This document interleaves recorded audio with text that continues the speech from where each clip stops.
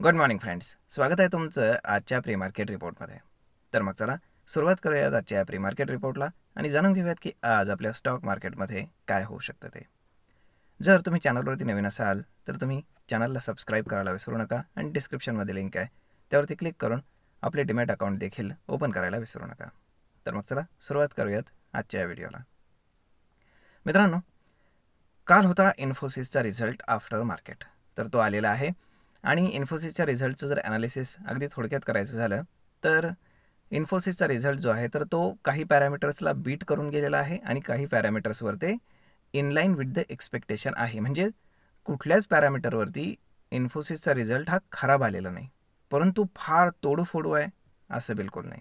Okay, मग आज त्याला मार्केट कसं रिॲक्ट करेल तर त्याच्या आधी आपण जाणून घेऊयात की इन्फोसिसचा जो ADR US मध्ये काम करतो तर त्यामध्ये काय झाले.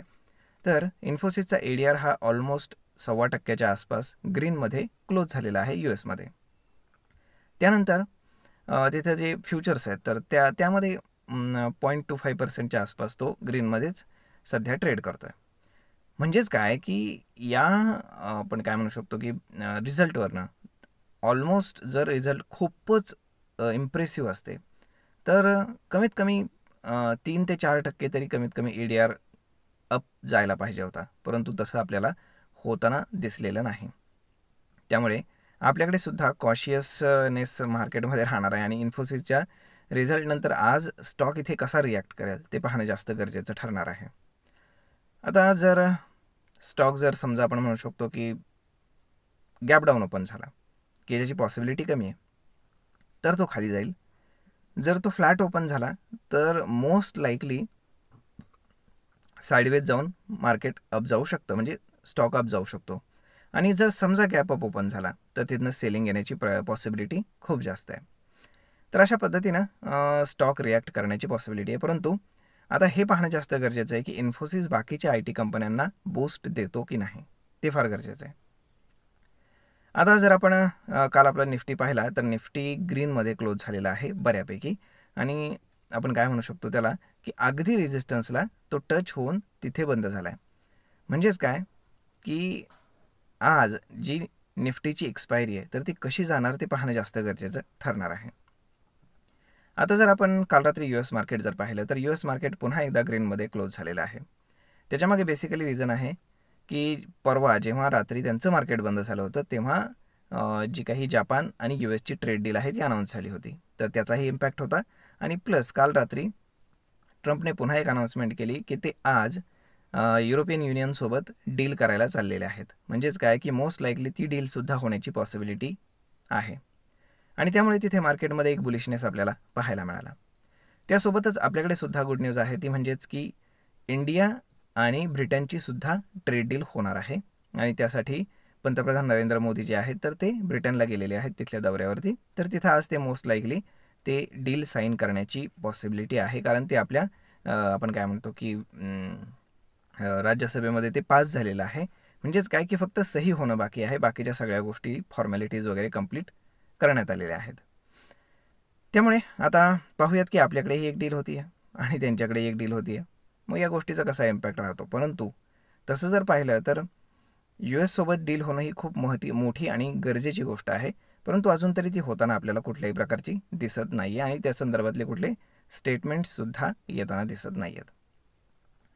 आता जर आपण सध्या युरोपियन मार्केट्स, एशियन मार्केट जर पाहिले तर मोस्टली ग्रीनमध्ये आहेत आणि आपल्याकडे कन्सर्न फक्त एकच आहे की FI जे आहे तर ते सातत्यानं सेलिंग करतायत आणि सेलिंगची अमाऊंट सध्या वाढत चाललेली आपल्याला पाहायला मिळते. काल जर आपण पाहिलं तर 4,200 कोटींच्या आसपास FIsनं सेलिंग केलं आहे. त्याच्या अगेन्स्ट डोमेस्टिक इन्स्टिट्यूशन्सनं 4,300 कोटींच्या आसपास बाईंग केलेलं आहे. म्हणजेच काय की जर सगळं व्यवस्थित आहे तर एवढ्या मोठ्या प्रमाणामध्ये सेलिंग करण्यामागे मला वाटत नाही की काही रिझन असेल, परंतु ते पाहणं जास्त गरजेचं आहे की आपल्यापेक्षा काही एक्स्ट्रा इन्फॉर्मेशन त्यांच्याकडे असू शकते. आता गिफ्ट निफ्टी जर आपण पाहिलं तर गिफ्ट निफ्टी इंडिकेट करते की मार्केट साधारण एक 50 ते 60 पॉईंट गॅप अप ओपन होईल.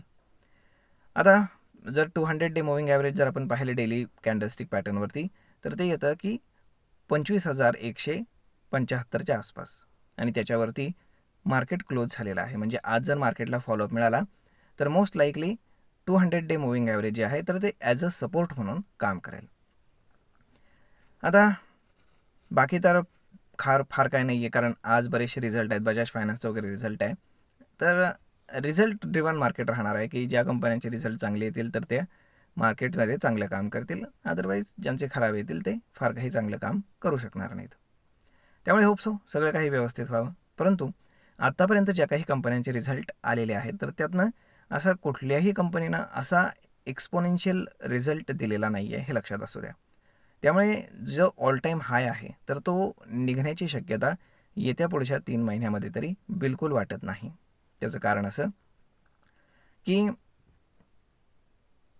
निफ्टी ऑल टाईम हाय कधी ब्रेक करेल, जेव्हा कंपन्यांचे रिझल्ट जे आहेत तर ते स्वतःचेच एस्टिमेशन बीट करून, किंवा मग आपण काय म्हणतो की जे प्रिव्हियस त्यांचे रिझल्ट आहेत ते त्याचे एक्सपेक्टेशन बीट करून ते ब्रेकआउट करतील. म्हणजे त्यांच्या अर्निंग्जमध्ये ब्रेकआउट आला पाहिजे, तर इकडे आपल्याला मार्केटमध्ये ब्रेकआउट येताना दिसेल. हे साधं सिम्पल लॉजिक आहे. त्यामुळे आत्तापर्यंत ज्या काही मेजर कंपनीजचे रिझल्ट आले तर त्याच्यामध्ये असे तोडफोड रिझल्ट कोणाचेच नाही आहेत की ज्यांनी स्वतःचेच अर्निंग जे आहेत ते ब्रेकआउट केलेले आहेत, कुणीच नाही. त्यामुळे फार काही पॉसिबिलिटी वाटत नाही आहे.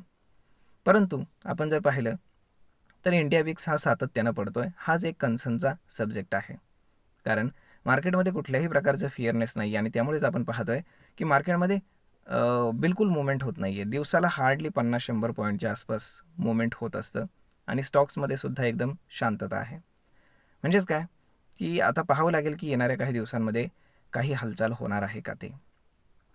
त्यानंतर जर आपण बाकी जर पाहिलं स्टॉक स्पेसिफिक ॲक्शन तर ती चालूच आहे. त्यामुळे त्या पद्धतीनंच तुम्ही तुमचे ट्रेड्स वगैरे प्लॅन करा आणि व्यवस्थित ट्रेड करा.